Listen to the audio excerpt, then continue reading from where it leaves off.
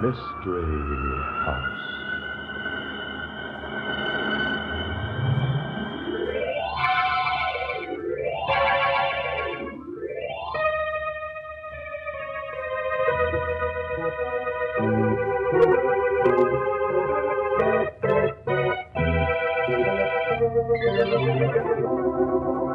Mystery House, that strange publishing firm owned by Dan and Barbara Glenn, where each new novel is acted out by the Mystery House staff before it is accepted for publication. Mystery House.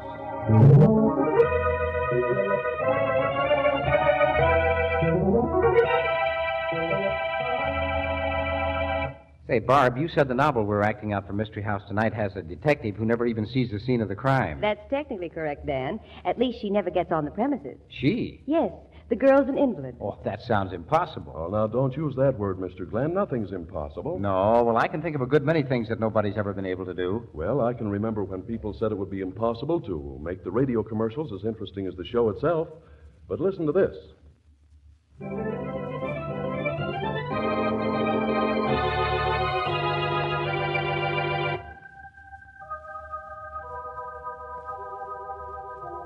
Okay, places everybody. Set the scene, will you, Tom? Death past my window.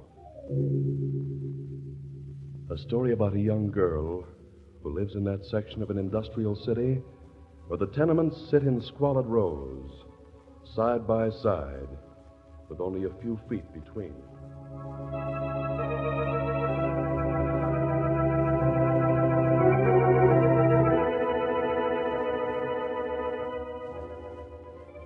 My name is Hope Graves. I've been a hopeless invalid for 8 years, ever since the night a hit-and-run driver struck me down. I lie in my bed now in a dingy room of a crowded, faded tenement. My one window stares at a window in another tenement, almost directly opposite. That window and the girl who lives behind it have become friends of mine. Morning, Hope. How's the back today? Much better, thanks, Jenny. If you were telling the truth, you'd have the finest back in the world. Always better, every morning. Did Eddie bring you home last night, Jenny? Yep, as per usual. Why don't you bring him up to your room sometime, Jenny, and get him in front of your window so I can see him? Hey, not so fast, chum.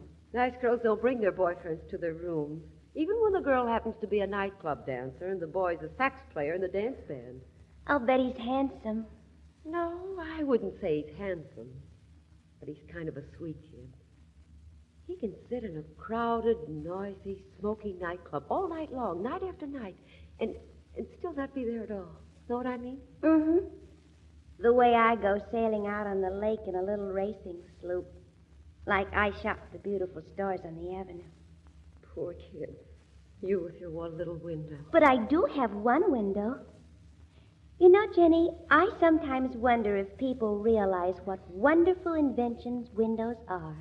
You silly goon. Well, I got a lot to do this morning. Had to sew on some costumes. So long.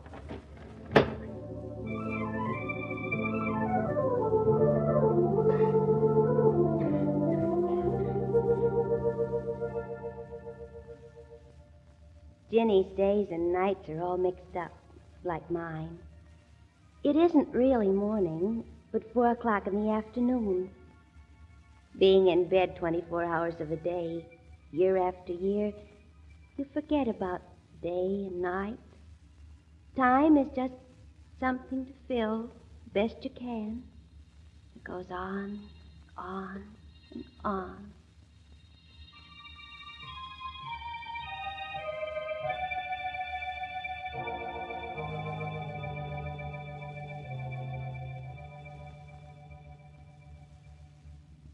Night. The hours from 10 to 3. Those are the hardest. Nothing but blackness outside my window. The complete blackness of night. Sometimes I wish Ginny wasn't a dancer. But then I'd miss the funny little squeak one of the floorboards always makes when she practices her dance steps. Her visits mean so much to me. Morning, Hopeful. What you reading? Hi, Jenny. It's a new mystery in the honey. Oh, I'll bet it's good. I'll just bet everything in the whole world is good. Well, what are you so happy about? Take a gander. See? I know it's small, but you can see it from there, can't you? The way it glistens. Oh, it's a diamond ring. It wouldn't exactly blind you, but it's real. Eddie? Yeah. We're going to be married. Oh, wonderful. It sounds simply terrific. Oh, he isn't really, kid. But he's nice and a square guy. Oh, Jenny, you've got to let me see him. I'll just die if you don't. I'll bring him over to your room some night. Promise. It's a promise, Hopeful. Cross my heart. And hope to die? No, just cross my heart. The way I feel now, I think I'd like to live forever.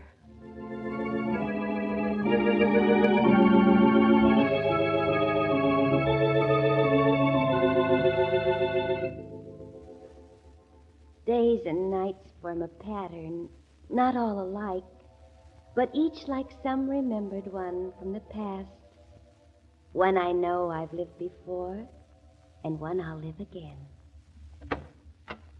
Ready for me to turn out your light, dear? Yes, thank you, Mother. I brought you something for tomorrow, honey. Oh, what? It's one of the Flamand stories. The Case of the Insolent Din. I got it from the rental library. Oh, gee, it's a big book. Oh, Mother, you're wonderful. Good night, dear.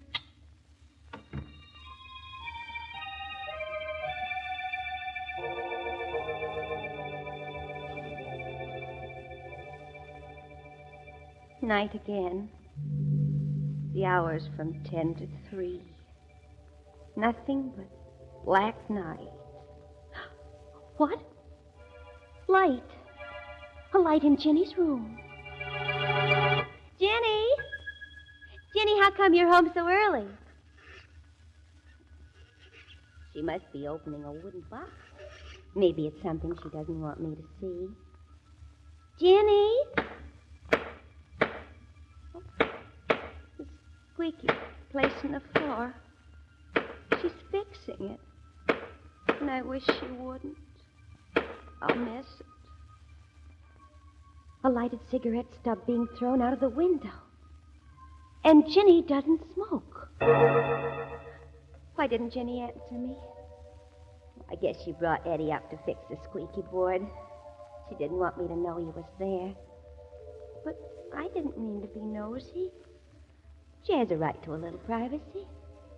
I just won't say anything to her about it.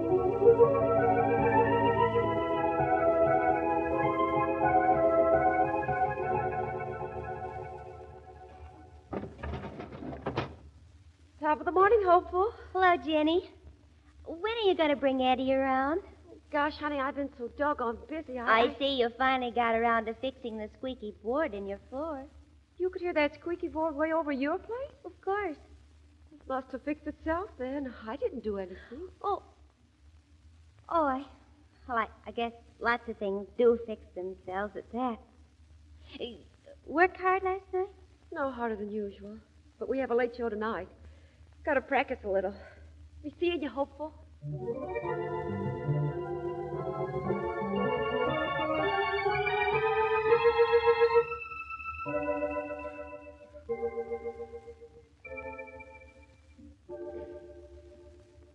$12 o'clock. And Jenny's light just went on again. Oh, this is wrong. Before the pattern lost its form, it was never like this. Never. It's not right, Eddie. Are you jittery, hon? Your imagination's working overtime. I don't imagine things, Eddie. I would have asked to get off early tonight and come back here just for imagination. I'm afraid. Oh, Jenny.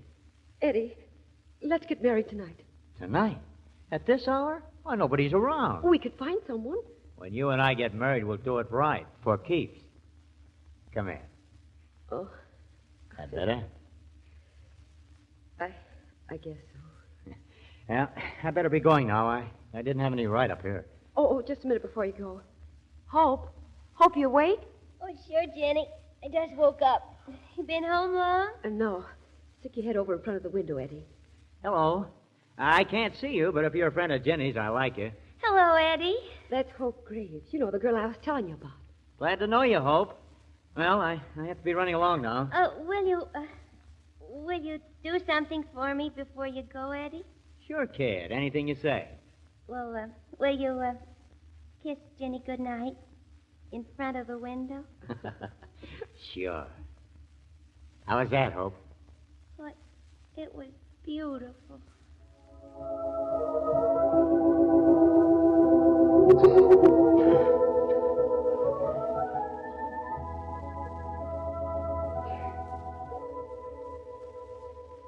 Four o'clock in the afternoon.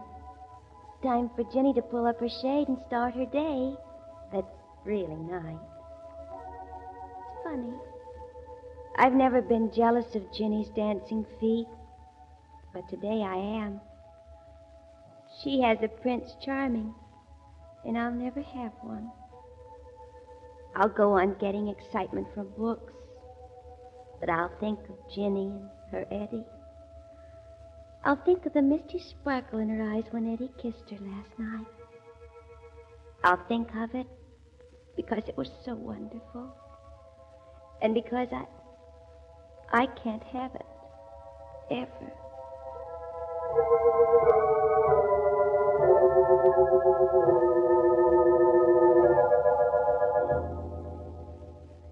Funny that Jenny hasn't raised her window shade yet. Oh, probably dreaming of Eddie. But she should be up now. Jenny! Jenny? Jenny, you lazy buns, get up. It's time for you to get up. Oh, Jenny! Jenny, is something wrong? Answer me, please. Jenny, I'm worried about you. Say something, please. Jenny!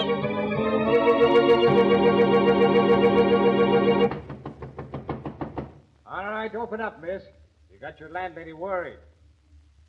It's Emmett Bryant, Virginia. You know, the cop on the corner. Come on now, open the door like a good girl. Out of the house ordinarily she is by this time, Officer Bryan. I called and called, and it don't do no good. Virginia, are you opening the door now? Answer me. You got a pass key, Mrs. Schultz? No, these doors all got good spring locks, and the key to this one is locked. All right, stand back then, Mrs. Schultz. There's nothing for it but to bust in the door. See. Wait. Saints have mercy on her soul. That poor little kid, her head all caved in with a hammer. Wait a minute. What's this? Why, it looks like a long, heavy black silk necklace. Yeah, but it's got a snap hook on it. No, it ain't a necklace, Mrs. Schultz. What is it, then? And I think maybe it's something that's going to hang a man. No, Officer Bryan, no.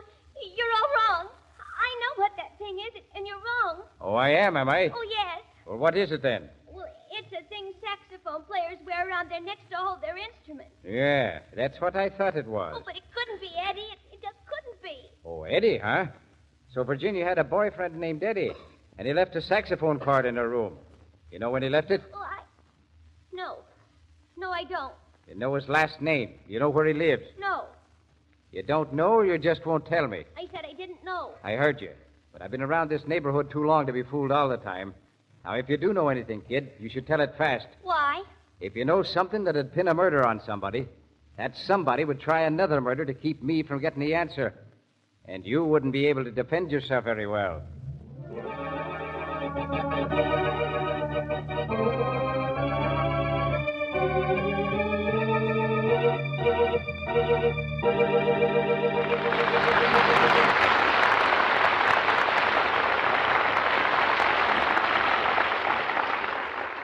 Is Officer Bryan right? Will the murderer strike again?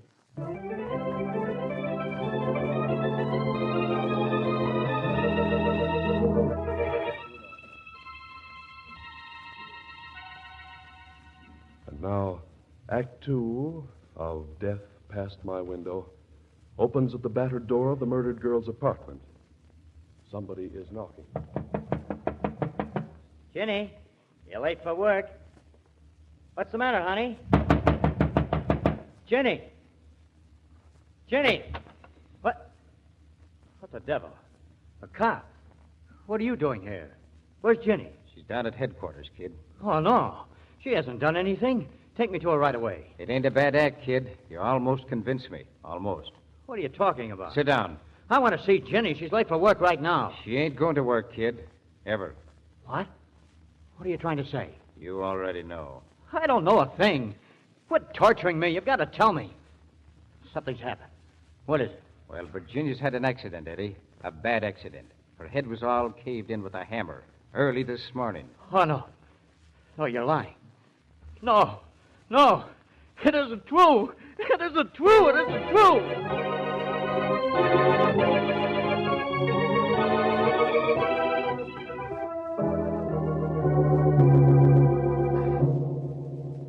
This is death I've met. It passed my window not 20 feet away, and yet invisible. In detective stories, death is always exciting. But this was Ginny, my friend, and it isn't exciting at all. It's just horrible. Where were you at 4 o'clock this morning, Eddie? I don't know. Did you bring Virginia home? Yes, I did. How did you get into her room? I didn't get into her room. Eddie, no. Brian knows you were there. He found your saxophone cord. Hope, tell him. Tell him I didn't kill Jenny. I've already told him, Eddie. You mean you told me you didn't see him do it? But that doesn't mean he couldn't have. All right, come on, Eddie. Where? Down to the police station. Oh, you're making a mistake, Officer Brian. Don't worry, Eddie. Everything will come out all right. Worry? I'm through worrying. There's nothing to worry about or hope for or dream about anymore. And everything won't come out all right. It's no good, kid. Goodbye, Eddie. I'm sorry. I'm sorry, Hope. Hope. That's a good one, that is.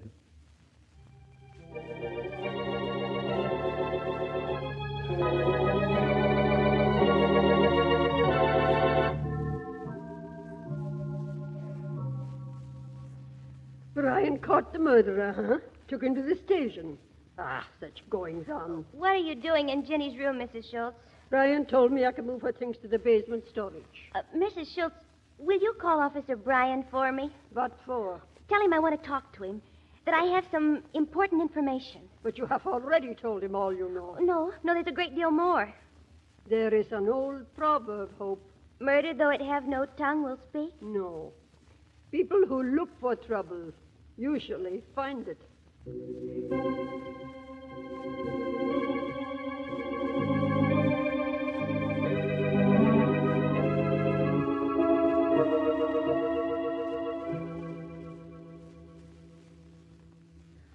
Officer Brian, will you do what I asked then? Well, now, that all depends. No, that won't do. You'll have to promise. I'm making no promises. You wouldn't want to convict an innocent man, would you? No. Promise? Well, all right. It'll involve some irregular procedure, maybe illegal. Here now, that's not fair. You promised. Yes, all right. What is it you want me to do? I want you to go over next door and rip loose one of the moldings on a window in every apartment on the 4th floor except Ginny's. What? Does Brian go back on his word? Well, I know one thing. After this, one Brian will learn to say no.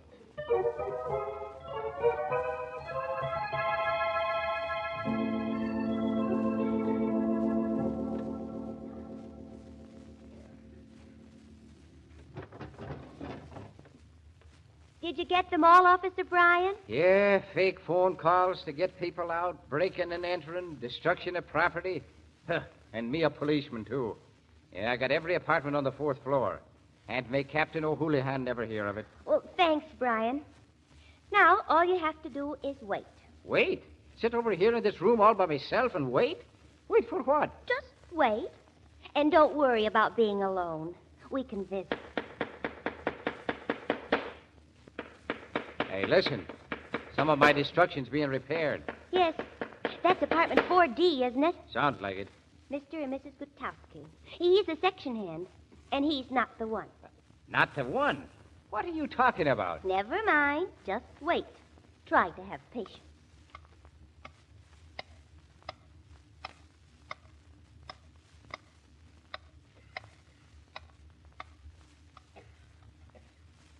Young lady, did you have me tear loose all those moldings just so you could hear a hammer serenade? Now, that's 3 been fixed so far, and all you say is, that's not the one. That's not it either. Oh, that's not it either. That's not it either. How long do you expect me to sit in this room listening to people pounding nails? That's 4 moldings fixed. Only 2 to go. Oh, sure. I rip loose the window moldings and the people fix them. That's supposed to prove that the saxophone player didn't murder the girl. Huh, maybe I'm nuts.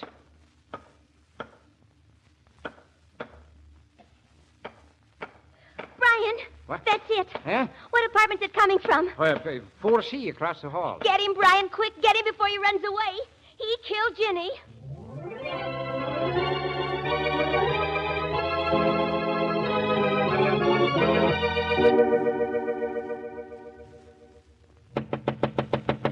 Yeah, who's there? Officer Bryan, open up.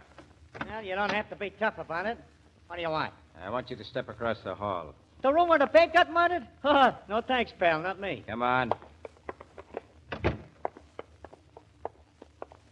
You step over here by this window, mister. Huh? What for? Hope. Is this the man? Yes. Yes, it has to be him. Say, what kind of a gag is this? I never seen this girl before in my life. How about that, Hope? Oh, he's quite right. I've never seen him before either. See, Copper? But he killed Ginny, and I can prove it. Hey, you don't look too healthy, sister. But it's less healthy to make cracks like that if you can't back 'em up. First, Officer Bryan, there's a wide pine floor in that room, isn't there? I've never seen it. Yeah, that's right. White pine. Lie down on the bed, Brian, and then get up. What? Oh, all right. Okay. Your foot, Brian. Keep it right there on the board it touched when you got up. Mark the board with your pencil. What goes, sister? You ain't gonna rope me in on any funny business. Getting interested, mister? All right, Brian. Get a hammer and pry up that board. Well, it still sounds crazy to me, but I might as well, I guess. No, you don't, Copper. What? Stay right where you are. Put down that gun, you. You'll get a bullet from it right through your thick head if you make a move. Now, keep your hands in the air while I take your gun. And don't get any ideas. What are you going to do? First, I'm going to do what the bright girl suggested. I'm going to pry up that board. Then I'm going to nick you enough so you won't follow me. And then take it on the lam. Money. I've never seen so much money in my life. About 30 grand, Copper. In nice, crisp folding dough. Yeah, but the checks, all them checks, what about them? Don't be dumb all your life, Copper. That's the racket. The checks are hot, lifted out of mailboxes. I got kids shoving hot checks all over town. I rented the room across the hall because I knew the dancer wasn't home nights when I'd be collecting dough and passing out the stolen check to my shills. I needed a sure, safe hiding place for the stuff. Yeah, and Virginia was working with you? She didn't even know there was such a guy as me. Until she came home early with Eddie. Yeah, that's right. She found cigarette ashes on her floor and a ground-out stub right in front of my door. And she was dumb enough to start asking questions. I couldn't have her asking questions. You'll never get away with this, lad. Get back, Copper, or I'll shoot. I mean business. Hey, my eyes, I can't see. Try to shoot me, will you? All right. Lay off me, Copper. You don't have to be so rough about it. I'll be rough, all right. I can't see you, Brian. Is everything all right? Here, honey. Thanks to your flash in that mirror in this guy's eyes, he'd have shot me sure if you hadn't blinded him. I won't forget that either, sister. Well, what you remember or forget ain't going to be of much importance, lad. I've got a feeling that you ain't going to be around long.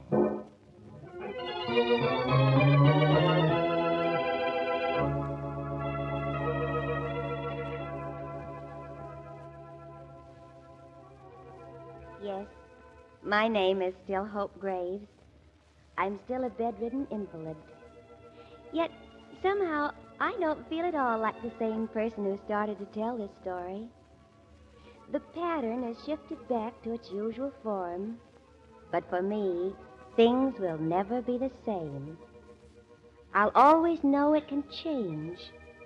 That my routine isn't set in a drab, colorless schedule that will never vary.